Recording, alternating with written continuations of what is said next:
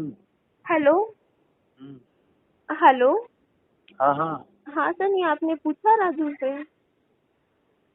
ना, अभी तक उसने कोई जवाब हाँ। नहीं दिया। अभी तक तो जवाब नहीं दिया कोई। अच्छा, फिर देवेंद्र मामा जी से बात हुई आपकी? नहीं, अभी तो नहीं हुई। अच्छा, उन्होंने उन ताऊ जी से तो की थी बात। हम्म। हाँ। तो ऐसा क्यों हो रही है? ना तो ठीक हूँ मैं तो। हम्म। सुनो आप, फिर अब आ जाते हैं ना, 5 तो बज गए, 1-2 घंटे जल्दी आ जाओ तो क्या है। अरे कुछ ना, टाइम से निकलूंगा यार मैं। क्या? अच्छा, वो उसका मैं देख रहा था, आयुर्वेद आयुर्वेद होते हैं। आयुर्वेद?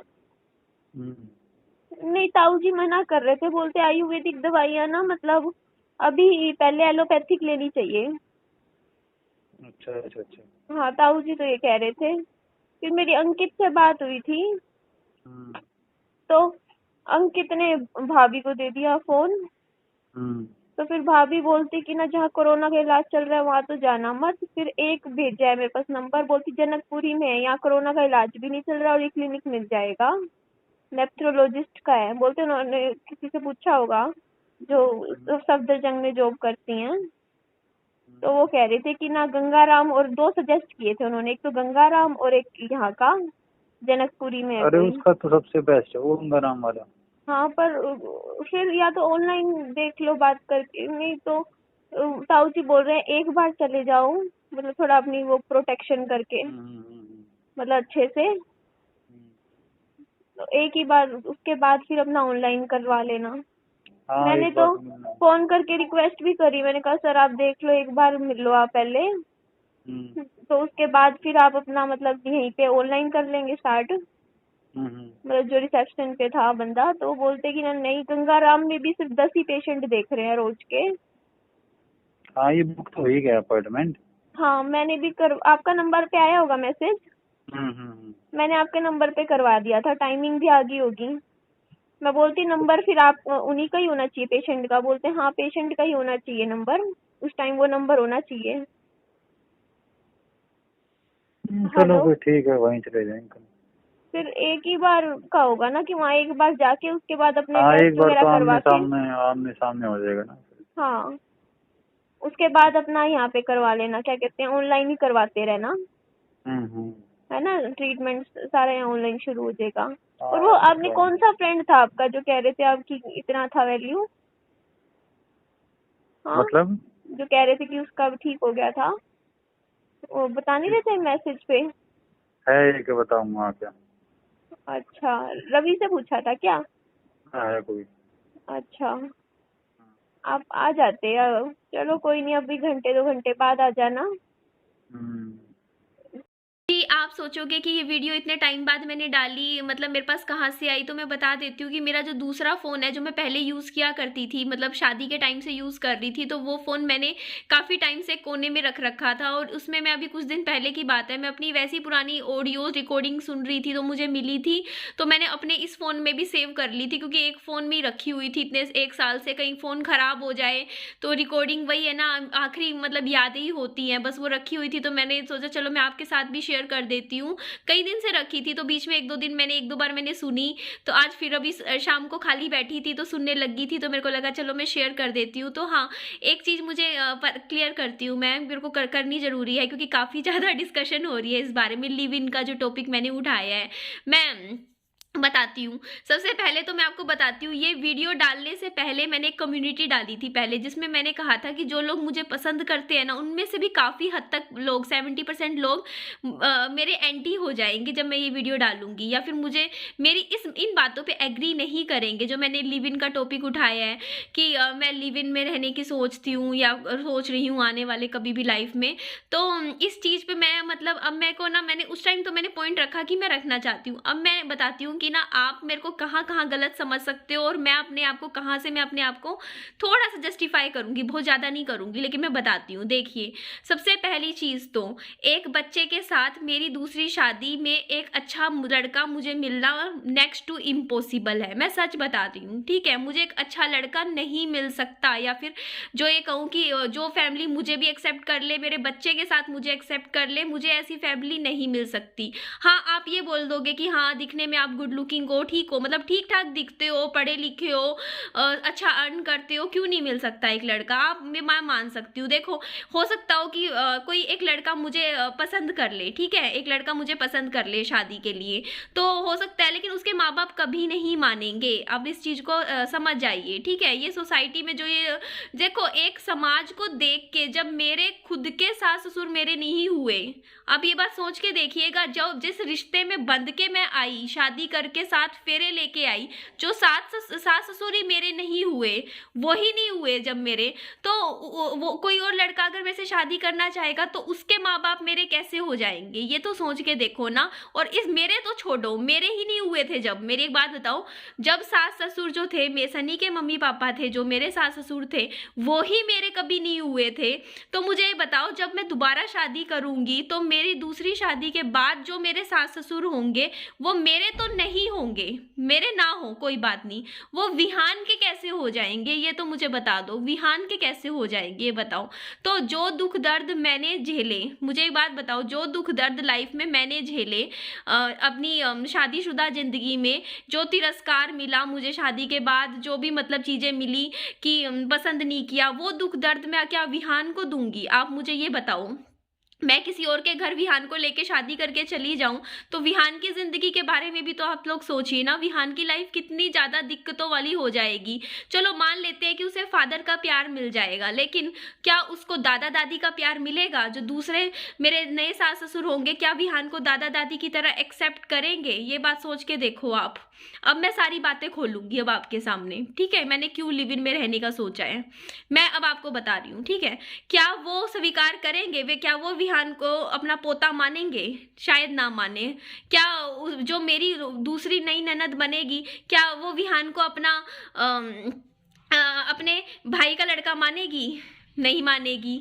तो एक बात बताओ कि जहाँ पे फिर मेरे को दुख नहीं में होगा, एक बात बताओ, मैं नए घर में शादी करके चली गई और वहाँ पे चलो मेरे को तो पूछ रहे हैं बाई चांस, वैसे तो बहू को ही नहीं पूछते लोग, बहू के बच्चे को तो छोड़ो आप बात, मान लो मेरे को नहीं पूछा, ठीक है, मेरे को नहीं पूछा कोई बात नहीं, लेकिन मेरे बेटे को नहीं पूछेंगे तो क्या एक माँ सहन कर पाएगी ये चीज? क्या एक माँ सहन कर पाएगी? खुद का तिरस्कार एक औरत सहन कर लेती है एक पॉइंट पे कि चलो कोई नहीं, खुद की बेइज्जती और खुद का चुप रह के बर्दाश्त कर लेती है, लेकिन क्या वो अपने बच्चे का तिरस्कार या बच्चे की बेइज्जती सहन कर पाएगी? कभी भी नहीं सहन कर पाएगी, किसी के हाथों भी नहीं। और जिस दिन किसी ने कुछ बोला उसी वक्त पलट के मैं भी बोलूंगी, क्यों? क्योंकि अपने बच्चे के लिए कोई नहीं सुन सकता। और जिस दिन ये हुआ उसी दिन रिश्ते में इतना गंद मच जाएगा, मैं सच बता रही हूँ, शादीशुदा जिंदगी नर्क बन जाएगी तभी की तभी। घर में झगड़े होंगे, कलेश होंगे, और जो पति पत्नी का रिश्ता कड़वाहट वाला, क्योंकि पता है क्या होता है, पति पत्नी का रिश्ता ना कैसा चलेगा ये डिपेंड करता है सास पे, सच बता रही हूँ। एक कई सास होती है जो कि घर बसाती है, कई सास होती है जो घर उजाड़ती है, ठीक है। तो सास पे क्यों डिपेंड करता है, चाहे पति कितना भी प्यार करने वाला हो, अगर बीच में रिश्ते में अगर तीसरा पर्सन है ना, बीच में उनके बीच में घुसने वाला या एक इधर करने वाला उधर करने वाला कि तेरी इसने ये किया वो क्या, मतलब वो टेंशन बना देता है। कोई ना कोई एक पर्सन होता है, थर्ड पर्सन, जो कि पति पत्नी के रिश्ते को थोड़ा सा खराब कर देता है, ठीक है। मैं बताती हूँ, ठीक है, बहुत मुश्किल हो जाता है, सारी चीजें सोच के चलनी पड़ती है, ठीक है। तो ये तो बात मैंने बोल दी कि शादी के बाद बहुत सारी लाइफ में दिक्कतें फेस करनी पड़ सकती है, तो शादी नेक्स्ट टू इम्पॉसिबल चीज है इस टाइम मेरे लिए। क्यों? क्योंकि देखो, या तो सबसे पहली तो एक सही लड़का मिलना बहुत मुश्किल है, ठीक है। मैं मानती हूँ कि हाँ, मैं जानती हूँ कि अगर मैं आज के टाइम में कोई लड़के को मतलब पसंद करूंगी या लड़के को बोलूंगी कि हाँ आप मुझसे शादी कर लो, तो हो सकता है कोई मुझे हाँ भी बोल दे कि हाँ मैं शादी कर दूंगा, आपसे करूंगा, आपसे प्यार भी करता हूँ, ऐसे ऐसे बातें भी बोल देगा, और मे बी इमोशंस में आके मुझसे शादी कर भी लेगा। मैं भी नहीं कहती कि नहीं करेगा, माँ बाप से हो सकता है ऊपर, लेकिन वो शादी करेगा तब जो वो माँ बाप से ऊपर होके करेगा। क्यों? क्योंकि माँ बाप से एग्री होके वो मेरे से शादी बहुत ही रेयर चांस है कि वो कर ले, ठीक है, बहुत मुश्किल है। या फिर ये लगा लो कि जब मान लो उसने माँ बाप से ऊपर होके किसी लड़के ने मुझसे शादी कर भी ली, तो क्या मैं उस परिवार में, मेरा बच्चा या मैं कभी खुश रह पाऊंगी? ये बात भी आप सोच के देखिए, कितनी लाइफ मेरी नर्क बन जाएगी ऐसे घर में, जहाँ पे क्योंकि एक सास एक ऐसा प्राणी होता है, एक घर का जो भी होता है, जो कि ना कहीं ना डोर खींच के रखता है। मतलब अगर आपकी सास आपसे खुश नहीं है तो आपके लाइफ में काफ़ी दिक्कतों का सामना आपको करना पड़ जाता है। ये बात सच है, सच्चाई बता रही हूँ मैं लाइफ की, ठीक है। मैं सारी चीज़ों को सोच विचार करके आपके साथ पॉइंट रखा है कि मैंने लिव इन रिलेशनशिप में रहने का फैसला क्यों किया है, ठीक है। तो मैं अब अपना पॉइंट मैंने बताया है। और देखो भाई, मैं भी एक ह्यूमन बीइंग हूँ, मुझे भी प्यार चाहिए अपनी ज़िंदगी में। मैं अभी 29 साल की हूँ, मुझे ये बताओ 29 की एज में मैंने देखा क्या है? मुझे ये बताओ मैंने क्या लाइफ देखी है? मेरी शादी को सिर्फ 2.5 साल हुए थे, मेरा बच्चा 45 दिन का था। आप क्या मुझसे उम्मीद रखते हो? आप मुझसे क्या ये उम्मीद रखते हो कि आज से 30 या 35 साल बाद, जब मेरी आंखें पूरी काली हो चुकी हों, मेरी आंखों के नीचे झुर्रियाँ पड़ चुकी हो, मेरे बाल सारे सफ़ेद हो चुके हो, मैं बिल्कुल बूढ़ी हो चुकी हूँ, उस टाइम में आप सबके सामने आज से 35 साल बाद कैमरे में यूट्यूब पे आके कहूँ कि हाँ मैंने शादी नहीं करी, मैंने कोई अपनी लाइफ में कोई इंसान नहीं लेकर आई और मैं 35 साल जिंदगी भर रोती रही अपने पति के लिए याद कर करके, आपको कैसा लगेगा ये बात सुन के? आपको खुशी मिलेगी? आपको अच्छा लगेगा? या फिर आप मेरा फ्यूचर आप बताओ ना। मैं आपके सामने हूँ इस टाइम, मैं आपके सामने आपसे पूछ रही हूँ कि आप मेरा फ्यूचर कैसा देखना चाहते हो। मैं जानती हूँ आप सब जो मुझसे प्यार करते हो, आप सब यही कहते हो कि दीदी हम आपका घर बसते हुए देखना चाहते हैं, आपको शादीशुदा ज़िंदगी देना चाहते हैं। यार पर नहीं मिलती, ये इंडिया है यार, ये इंडिया है, यहाँ पे नहीं करते। यहाँ पे पता है एक बार ना मतलब बहुत ही मुश्किल हो जाता है यार। मेरे पास तो बच्चा है, जिनके बच्चा भी नहीं है ना, सिर्फ डाइवोर्सी हैं, जिनके विडो हैं, जिनके पति नहीं है या तलाक हो चुका है, उनसे पूछो उनके लिए कितनी सिरदर्दी हो जाती है यार। एक अच्छा दोबारा से रिश्ता ढूंढना, नहीं मिलते, नहीं करते यार लोग, पता नहीं मतलब है यार, यहाँ पे है क्या करें। और मैं तो अच्छा खासा अर्न करती हूँ, मैं खुद पे सेल्फ स्टैंड भी हूँ, मैं पढ़ी लिखी भी हूँ। देखो मैं दिखने में भी सही हूँ, मैं बताती हूँ, मेरी हाइट 5 फुट 6 इंच है, दिखने में ठीक हूँ, पढ़ी लिखी हूँ, बीटेक इंजीनियरिंग की डिग्री होल्डर हूँ, अच्छा खासा मैं कमा रही हूँ खुद का, मेरे पास अपना खुद का घर भी है। फिर भी मैं बोलती हूँ कि मेरे लिए भी बहुत मुश्किल है, मुझे शायद अच्छा लड़का नहीं मिलेगा, इसीलिए मैं लिव इन रिलेशनशिप में रहना पसंद करूँगी। कम से कम ये तो है ना, मैं अपनी ज़िंदगी थोड़ी बहुत जो है क्या पता बट एज अ मतलब बस इतना कहूँगी कि यार अकेले लाइफ निकालना थोड़ा मुश्किल हो जाता है। लाइफ में एक लाइफ पार्टनर की ज़रूरत होती है, चाहे वो शादी करके हो, चाहे लिव इन में रहो, कैसे भी रहो, ज़िंदगी अपना टाइम पास करना है। चाहे शादी करके टाइम पास कर लो, दुनिया के सामने दिखा दो कि हमने शादी कर रखी है, या फिर आप लिव इन में रह लो। और दूसरी चीज़, कई लोग मुझे कह रहे थे, कॉमेंट कर रहे थे कि आपने लड़का पसंद कर रखा है, आपका बॉयफ्रेंड है। तो मैं आप सबको क्लियर कर देती हूँ, ना तो मैंने अभी तक कोई लड़का पसंद किया है, ना ही मेरा कोई बॉयफ्रेंड है, और ना ही मैं किसी से बात करती हूँ। कोई भी नहीं है मेरी लाइफ में, कसम से। मेरी इंस्टाग्राम चेक करोगे, मैंने एक मैसेज चैटिंग में मुझे याद नहीं है मैंने पिछले 6 महीने में किसी, 8 महीने में, 1 साल से किसी से किए। मैंने सनी के जाने के बाद से आज तक का टाइम है किसी भी लड़के से बातचीत नहीं करी है। हाँ, एक मेरा फ्रेंड था जिसे मैंने यूट्यूब पे इंट्रोड्यूस करवाया था, तो आज मैं वो भी बोलती हूँ, बताती हूँ। उसे मैं यूट्यूब पे क्यों लेकर आई थी वीडियोस में, सिर्फ इसलिए क्योंकि उसका एक इंटेंशन था कि उसको एक आने वाले टाइम में खुद का चैनल बनाना था, और मैं उसको मतलब एक तरीके से इसके फेस वैल्यू बना रही थी। मैं उस लड़की की फेस वैल्यू बना रही थी कि उसका चैनल बनेगा, लेकिन अभी उसने थोड़ा सा उस चीज़ को रख दिया, छोड़ दिया, शायद वो नहीं करेगा यूट्यूब चैनल बना रहा।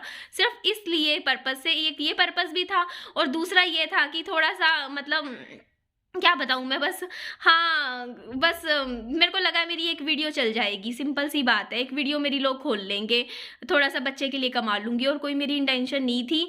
और मैं इवन उसको राखी भी बांध देती, मतलब मेरे को कोई दिक्कत नहीं था, मुझे एज अ ब्रदर भी मैं इंट्रोड्यूस कर देती चाहे वीडियो में, मेरे को फ़र्क नहीं पड़ता था। कोई ऐसी मेरी दिक्कत नहीं थी।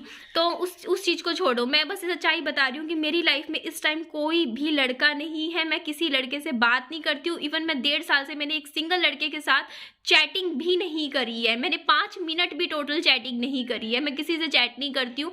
मैं बस अपना काम करती हूँ, अपना बच्चा देखती हूँ और अपना रात को अपना यूट्यूब पे इधर उधर की औरतों वाली जो वीडियोस होती है, जो लेडीज़ वीडियोस डालती रहती हैं, इधर की उधर की ब्लॉगिंग की देख दाख के मैं पढ़ के सो जाती हूँ, रो के सोती हूँ, कैसे भी सोती हूँ। बस मेरी यही लाइफ चल रही है पिछले 1.5 साल से। लेकिन हाँ, ये बात मैं आज ऑन कैमरा बोलती हूँ कि मैं अपनी लाइफ को आने वाले कुछ टाइम में 1 साल, 2 साल, 3 साल बाद एक अच्छा मौका देना चाहती हूँ। पर ज़रूरी नहीं है कि वो शादी करके ही मौका हो, क्योंकि मुझे नहीं लग रहा कि मेरे से कोई शादी करेगा। मैं ऑनेस्टली बता रही हूँ, चाहे मैं कितना पैसा कमा लूँ, कुछ कमा लूँ, क्योंकि देखो मेरी भी कुछ एक्सपेक्टेशंस हैं। मैं ऐसी नहीं हो सकती ना कि मैं सोचूं कि यार जो मिला ले लिया। अगर मुझे भी कोई लड़का नहीं पसंद आ रहा तो मैं कॉम्प्रोमाइज़ करके तो शादी कर नहीं सकती, सिंपल सी बात है।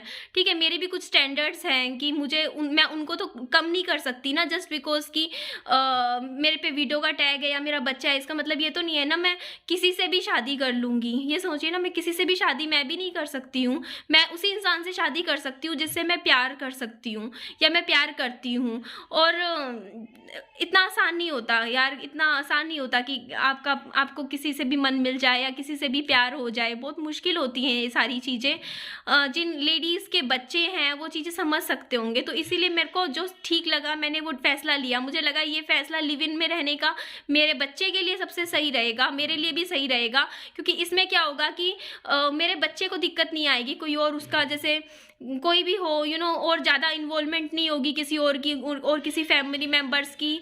और ठीक है जी, मैं इस वीडियो का भी यही एंड करती हूँ। मैं अपना बच्चा देख लूँ, वो मैंने मेरे मामू को दिया था, पकड़ा के आई थी। चलिए बाय बाय। मैं आगे इस बारे में बात करनी होगी तो कमेंट्स कर देना, नेक्स्ट वीडियो में कर दूँगी। ठीक है जी, ध्यान रखिए अपना। Bye bye, take care.